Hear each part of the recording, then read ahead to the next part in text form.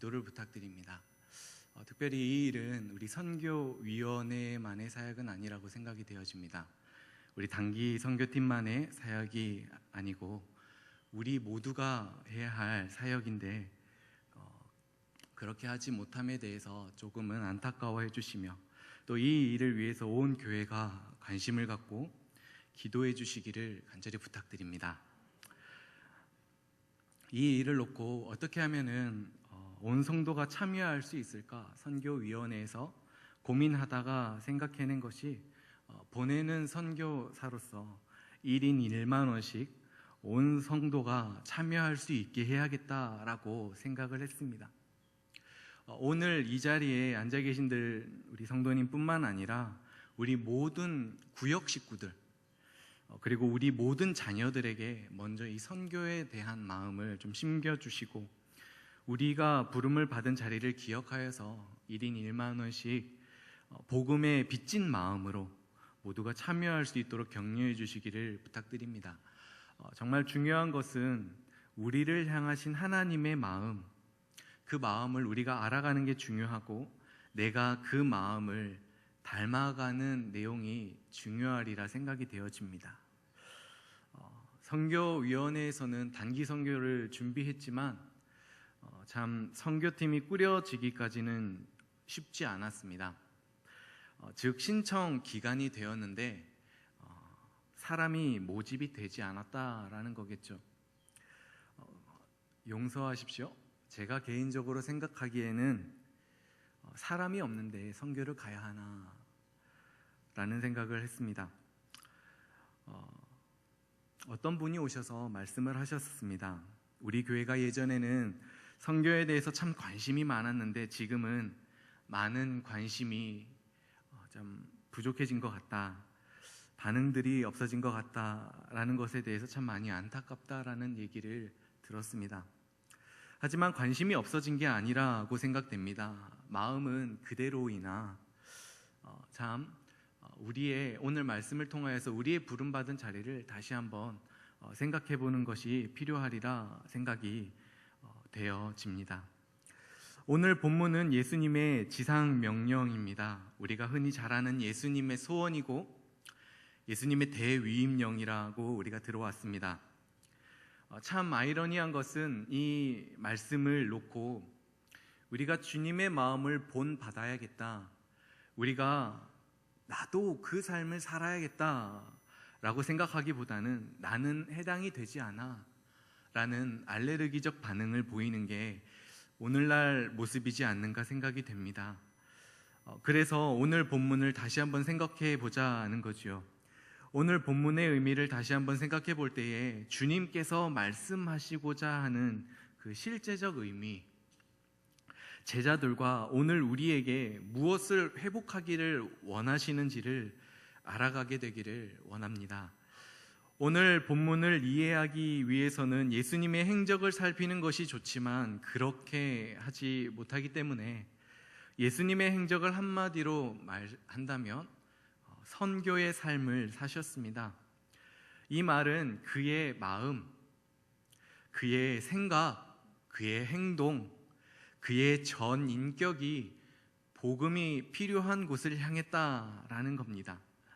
흑암에 앉은 백성들을 향하여서 찾아가셨고 아무도 발 디디지 않는 사망의 땅에 들어가셨습니다.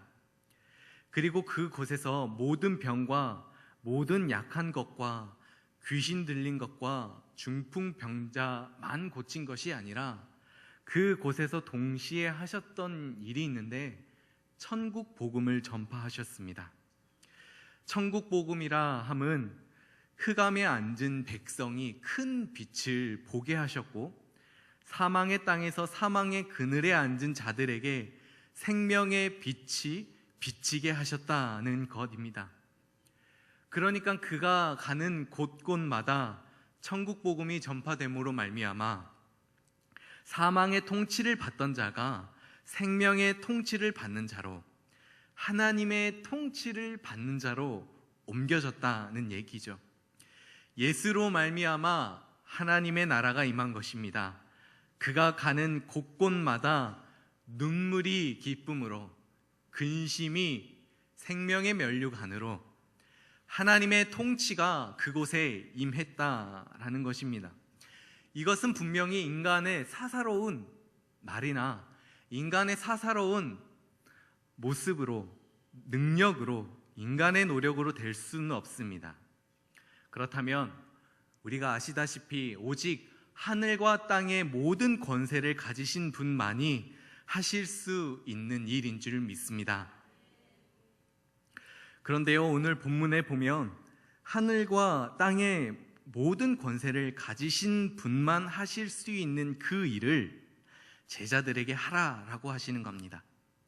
이것은 단순히 복음을 전하라의 개념보다 더 깊은 내용이 있는 거죠. 그것은 하늘과 땅의 모든 권세를 너희에게 주시겠다는 겁니다. 너희가 가는 곳곳마다 하나님의 나라가 임하고 너희가 가는 발 디디는 그 곳마다 하나님의 통치가 임하겠다라는 깊은 의미가 있는 것입니다.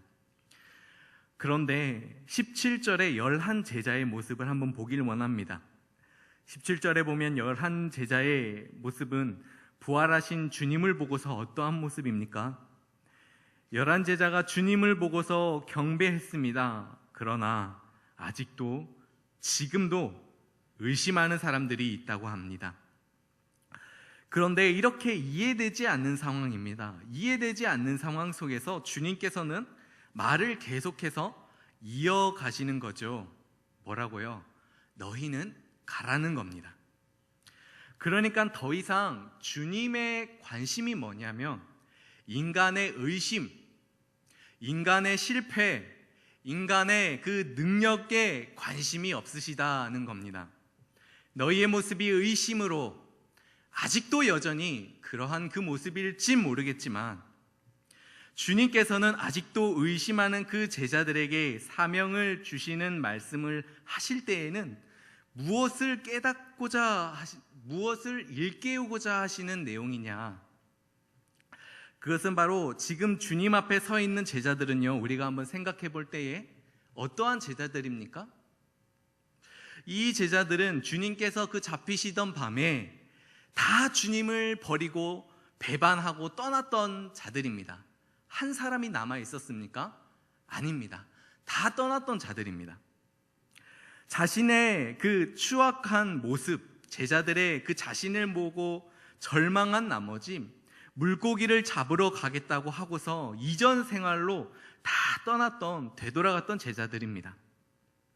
그런데 주님께서는 사명을 주시면서 저들의 신분과 저들의 정체성과 저들의 실패를 다시 회복하시는 데 관심을 두고 계신 것입니다. 그러니까 너희가 먼저 하나님의 은혜와 긍휼하심이 필요한 자라는 겁니다.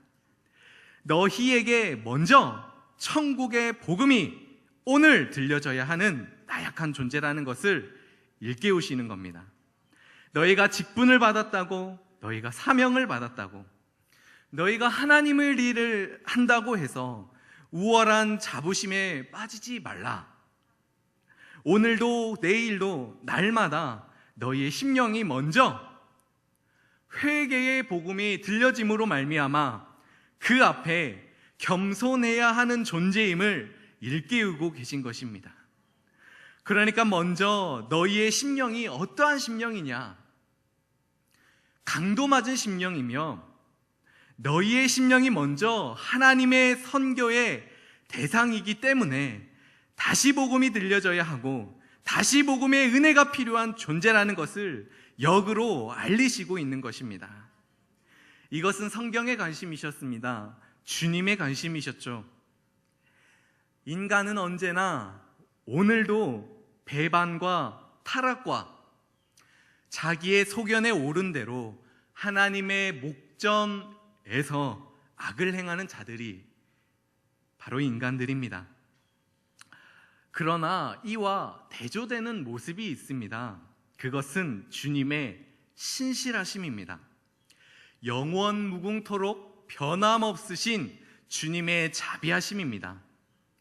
끊임없이 거듭되는 타락에도 불구하고 도무지 자격 없는 자에게, 아니요, 자격이 미달인 자에게 끊임없이 구원을 베푸시는 하나님, 인자와 긍휼로 무한히 기다리시는 하나님이시다라는 겁니다. 그리고 오늘 하루를 우리에게 허락하신 것은 그 끊임없는 구원의 길을 열어두신 한 날이다라는 겁니다. 그래서 오늘은 은혜의 날이라 라고 우리가 말할 수 있는 겁니다. 오늘이 구원의 날이며 동시에 오늘 우리의 심령에 회개의 복음이 들려져야 하는 날이다라는 겁니다. 다른 사람이 아니라 오늘 내가 먼저 다시 복음 앞에 긍휼을 구하며 나아가야만 하는 존재라는 것이지요. 오늘 주님께서는 자신의 그 부활의 의미를 스스로 알리십니다. 스스로가 하늘과 땅의 모든 권세를 받으셨다라고 말씀합니다. 그러면서 동시에 하늘과 땅의 모든 권세를 가지신 그 주님만 하실 수 있는 그 일을 제자들에게 하라라고 하십니다. 그러니까 오늘 19절과 20절은요, 하늘과 땅의 모든 권세를 받으신 만왕의 왕 되신 그 주님의 일을, 아니요, 왕의 사역을 제자들에게, 아직도 의심하는 제자들에게 위탁하신 겁니다.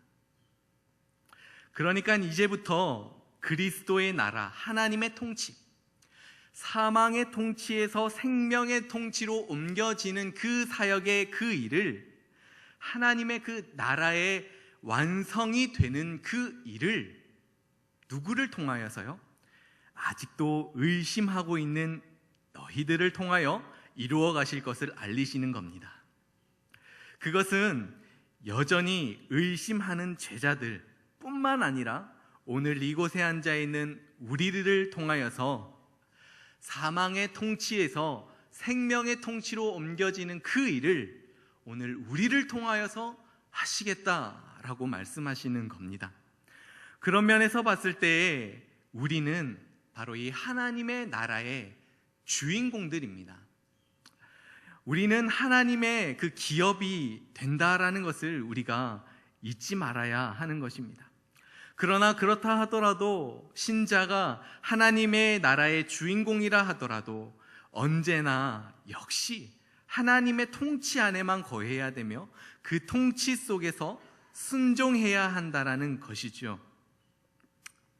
그렇다면 우리는 이제 이 질문에 진심을 좀 담아서 대답할 수 있을 것 같습니다. 그것은 주님의 핏값으로 사신 교회의 사명, 신자의 사명은 무엇일까요? 우리가 이것에 대해서 진심을 담아 대답할 수 있을 것 같습니다. 그것은 선교는 교회의 사명입니다. 선교는 교회의 생명입니다. 선교에 무관심한 교회는 살아있으나 생명이 없는 죽은 교회입니다. 선교하지 않는 교회는 교회의 사명을 포기하는 것이며 그로 말미암아 확인하게 되는 신자의 그 신분과 신자의 지위와 그에 걸맞는 복과 영광을 거부하며 포기하는 것과 같습니다. 그래서 교회는 행사하는 교회가 아니라 선교하는 교회입니다. 오늘 이 자리에 앉아 있는 우리는 하나님의 은혜로 우리는 신자로 부름을 받았고, 그리고 오늘 우리는 도무지 이 자리에 앉아 있을 수 없는 우리이지 않습니까? 그런데 이 자리에 앉히시는 그 하나님의 기적 속에 우리가 살고 있습니다. 그리고 공예배를 통하여서, 말씀을 통하여서 우리가 무엇을 확인합니까? 그것은 성령의 강권적인 은혜와 역사로 그리스도의 강권적인 사랑이 우리 마음에 부음바 됨을 오늘 우리는 다시 한번 확인했습니다. 성도의 교제를 통하여 또 말씀을 통하여 우리는 확인했습니다. 그런데 오늘 본문에 근거하면 여기서는 멈춰서는 안 된다고 합니다. 바로 가라라고 합니다. 그러므로 너희는 가서 모든 민족을 제자로 삼아 아버지와 아들과 성령의 이름으로 세례를 베풀고 내가 너희에게 분부한 모든 것을 가르쳐 지키게 하라 라고 하십니다. 모든 민족이 구원을 받길 원하신다 라고 하시는 하나님의 마음이지 않습니까? 하나님께서는 신자들의 그 연약한 삶을 은혜의 방편으로서 개혁주의 안에서는 말씀과 기도와 성례로 신자의 연약한 삶을 붙드신다라고 말씀합니다. 그래서 성경에서는 말씀과 기도로 거룩하여짐이라 이 방법밖에는 없습니다. 그런데 오늘 본문에 의하면 여기서 한 걸음 더 나아가라 라고 말씀하시는데 주님께서는 가라라고 하십니다. 여기에 어떠한 신자도 난 해당이 안 돼 라고 말할 수 없습니다. 또는 이것을 놓고 선교사나 목회자만 해당된다라고 생각하는 것은 주님께서 주신 복음에 참여하는 그 영광, 성도의 그 복된 자리를 발로 차는 것과 다름없습니다. 그러나 오늘날 이 선교, 주님의 마음이 교회의 짐이 되어버렸습니다. 단순히 교회에서 재정 몇 푼을 선교지에 보내면 교회의 할 일, 신자들의 할 일을 다 했다고 생각합니다. 그래서 선교를 적극적으로 하는 목회자를 이 시대는 쫓아내는 시대가 되었습니다. 제가 학부 시절 저희를 가르치시던 교수님이 계셨습니다. 그런데 이 교수님은 어떠한 교회로부터 청빙을 받아서 담임 목회도 함께 감당하게 되셨습니다. 이 교수님은 교회는 선교를 해야 한다. 교회가 돈이 있던 돈이 없던 교회의 사명은 그게 웬 핑계냐. 교회는 틈만 나면 선교를 해야 한다라고 외치셨던 분입니다. 담임하셨던 아마 이 교회에서도 그렇게 외치셨던 것 같습니다. 그래서 겨울이던 아니면은 여름이던 언제나 늘 교회의 재정의 많은 부분을 할애하여서 선교지에 나갔습니다. 그런데 특별히 젊은이들을 많이 데리고 나갔습니다. 그러니까 다음 세대를 교회라는 이 말을 구호로만 외친 것이 아니라 젊은이들을 선교지로 보내어 그곳에서 하나님의 그 비전을 보게 하시고 하나님의 눈물이 있는 그곳을 보게 하시고 또 그리스도의 사랑을 보게 하시고 또한 그가 그리스도의 사랑과 하나님의 비전으로 다음 세대를 세워지게 하시고 하나님께서 이 다음 세대를 이 땅 가운데 문화 가운데에 휩쓸리는 것이 아니라 하나님께서 나를 이 땅에 부르시고 나를 향한 하나님의 비전이 무엇인지 발견하여 어떻게 하면 헌신하고 어떻게 하면 교회를 사랑하며 어떻게 하면 이 다음 세대를 세우는 그러한 자들로 세워 나아가겠는가를 알아서 많은 젊은이들을 틈만 나면 선교지로 보내셨던 분이셨습니다. 그러던 어느 날 소식을 듣게 되었습니다. 그 당회에서 그 목사님, 그 교수님을 내쫓았다는 소식을 듣게 되었습니다. 사실 담임 목사님을 세우는 것은 당회가 아니라 노회입니다만 이 모든 것을 다 어기고 그 목사님을 내쫓았다라는 소식을 들었습니다. 그런데 내쫓았던 그 이유가 있었지 않겠습니까? 그것은 선교를 하는데 돈을 너무 많이 쓴다는 겁니다. 그것도 돈이 안 되는, 헌금도 안 내는, 아무런 교회에 유익이 되지 않는 것 같이 보이는 젊은이들에게 너무 많은 투자를 한다라는 이유였습니다. 기가 막히지 않습니까? 말은 다음 세대를 세우는 교회라고 해놓고 젊은이들에게 돈을 너무 많이 쓴다라는 이유로 담임 목사를 내쫓는 그러한 시대를 오늘 우리가 살아가고 있습니다. 그런데 이것은 세상의 논리이며 세상의 계산법입니다. 오늘날 하나님의 일을 방해하는 자가 교회 밖에 있는 게 아니라 교회 안에 하나님의 일을 방해하는 자가 있을 수 있다라는 겁니다.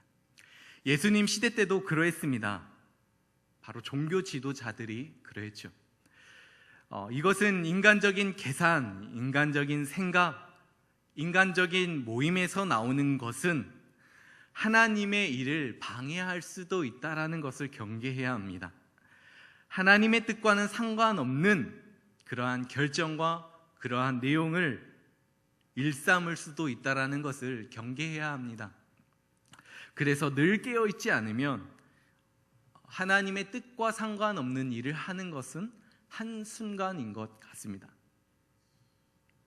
그래서 늘 깨어 있어야 하는 거죠. 교회는 돈을 쌓는 은행이 아닙니다. 이윤을 남기는 기업이 아닙니다. 주님은 그리스도시요 살아계신 하나님의 아들입니다 라고 고백하는 신앙 고백을 하는 공동체입니다. 말씀 앞에 자기를 부인하고 내 생각을 내려놓고 십자가를 지고 주님의 말씀을 따르는 주님의 통치 안에 거하는 이해되지 않더라도 주님의 명령에 따라가는 그러한 부름받은 자들이 바로 교회라는 겁니다. 그래서 교회의 사명은 사람이 많이 모인 것으로 확인하는 것이 아니고 높은 화려한 건물이 세워진 것으로 교회의 교회됨을 확인하는 것이 아니요 주님의 말씀에 그대로 순종하며 따라가는 것에 유일한 교회됨의 교회를 신자의 신자됨을 확인해야 하는 것을 우리가 기억해야 합니다. 그분께서는 오늘 제자들에게 가라라고 말씀하십니다. 예수님께서는 하늘과 땅의 모든 권세를 갖고 계신 분입니다. 그분께서는 승천하시기 직전 사도행전 1장 8절에서 뭐라고 말씀하십니까? 우리 한번 다 같이 암송해 볼까요? 오직 성령이 너희에게 임하시면 너희가 권능을 받고 예루살렘과 온 유대와 사마리아와 땅끝까지 이르러 내 증인이 되리라 하시니라 입니다. 그러니까 나를 부르셔서 증인으로 삼으신 자와의 관계를 한번 생각해 보십시오. 나를 부르셔서 증인으로 삼으신 자와의 관계를 생각해 본다면 증인된 자에게는 굉장히 큰 명예가 되고 자랑이 되는 겁니다. 이와 같이 내 증인이 되리라 하는 이 말씀은 단순히 세상 법정에서 증거하는 사람으로 단순히 쓰겠다 그러한 정도가 아니라 이것은 인정하는 내용인 겁니다. 하나님께서 인정하시겠다는 겁니다. 너는 내 제자라, 너는 내 백성이라, 두려워하지 말라, 걱정하지 말라. 내가 아직도 의심하고 있느냐? 그것 보지 마라. 주님은 그것에 관심이 없으시다. 주님의 관심은 무엇입니까? 주님의 관심은 너를 인정하겠다는 겁니다. 부족하고 내 모습 보면 눈물이 날 만큼 부끄러운 모습이 가득하지만 누가 인정하냐? 주님께서 인정하시겠다고 하는 내용이 사도행전 1장 8절과 마태복음 28장 19, 20절의 말씀의 내용입니다. 단순히 짐을 지어주는 것이 결코 아닌 것이죠. 우리가 예수님의 증인이 되는 것, 예수님이 우리의 증인이 되는 것은 우리의 명예이며 우리의 자랑인 것입니다. 신자는 그래서 다른 사람을 하나님께로 이끌기 이전에 자신이 먼저 하나님께 순종해야 합니다. 자신이 먼저 하나님을 사랑해야 하며 하나님의 말씀을 지키는 것을 즐거워해야 합니다. 전도는 선교는 신자의 복입니다. 예수님의 대위임령, 이 말씀에 반응할 수 있는 것은 내가 그냥 열심을 갖고 하겠다는 정도가 아니라 주님께서 나에게 인정하시고 자격과 직분과 지위를 인정하시고 그 인정하시는 것에 내가 반응하는 복된 자리를 확인하는 것입니다. 그래서 단순히 내 모든 것을 불사르고 헌신하겠다라는 그러한 열심을 주는 것뿐만 아니라 우리가 하나님 나라의 시민권 된 자임을 우리의 현실 속에서 확인하는 거죠. 그렇습니다. 우리의 마음과 생각과 행동이 모든 곳에서 구별된 삶을 사시길 간절히 원한다라는 겁니다. 이 세상의 방법과 이 세상의 논리와는 이해할 수 없는 거죠. 신자가 세상과 다름은 통치 영역이 완전히 다른 자들입니다. 구별된 자들이라는 거죠. 더 이상 불순종에 대해서는 반응하지 않는, 죄에 대해서는 죽은 자들이라는 겁니다. 그러니까 하나님의 통치만을 기뻐하는 자들이 신자라는 거죠. 그래서 신자됨의 확인을, 그리고 또한 그에 걸맞는 책임을 다른 어떠한 것으로도 대체하여서 확인할 수 없습니다.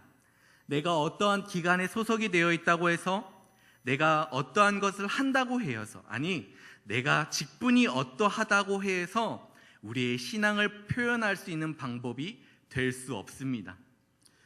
우리의 신앙을 표현하는 유일한 방법은 십자가를 지시고 부활하사 세우신 그의 나라, 그의 통치를 기뻐하는 것입니다. 하늘과 땅의 모든 권세를 가지신 그 주님의 그 위임 명령을 신자의 명예고 신자의 자랑으로 여길 줄 아는 것입니다. 하나님을 아버지라고 부르고 예수를 주라고 부르는 그 고백에 걸맞는 순종과 책임과 자기 부인, 이것이 신자의 신앙을 표현하는 유일한 방법이 될 것입니다. 신자가 이 세상과 다른 것은, 구별된 것은 이 세상에서 볼 수 있는 그 도덕적 차원을 한다고 하여서 확인되는 것이 아니라 죄와 사망에서 벗어나 십자가와 부활로 완성하신 그 천국 복음을 전하는 자들이라는 것에 우리의 구별된 지위와 우리의 명예와 우리의 자랑이 있는 것입니다. 선교는 신자의 사명입니다. 선교는 교회의 생명입니다. 선교하지 않는 것은 교회의 사명을 포기하는 것이고, 그로 걸맞는, 그로 말미암아 확인하게 되는 신자의 신분과 지위와 또 그에 걸맞는 복된 자리를 거부하며 포기하는 것과 같습니다. 나는 무능하다, 나는 해당이 되지 않는다라고 자리를 핑계하지 마시고, 우리에게 주어진 그 책임, 주께서 말씀하시는 그 진심, 그 진심에 우리의 진심으로 반응하시기를 바랍니다. 그리하여서 신자에게 주시는 참된 복이 무엇인가? 신자의 참된 영광의 자리가 어디인가? 신자의 그 명예가 어디에 있는가를 날마다 경험하시는 성도님들이 되시길 간절히 축복을 드리며, 다시 한번 내년에 있을 이 단기 선교는 우리 모두가 보내는 선교사라는 것을 잊지 마시고 관심과 또 기도로, 또한 모든 구역 식구들이 이 일에 동참하는 복된 성도님들 되시기를 주님의 이름으로 축복하며 부탁드립니다. 사랑의 하나님, 은혜와 사랑을 감사합니다.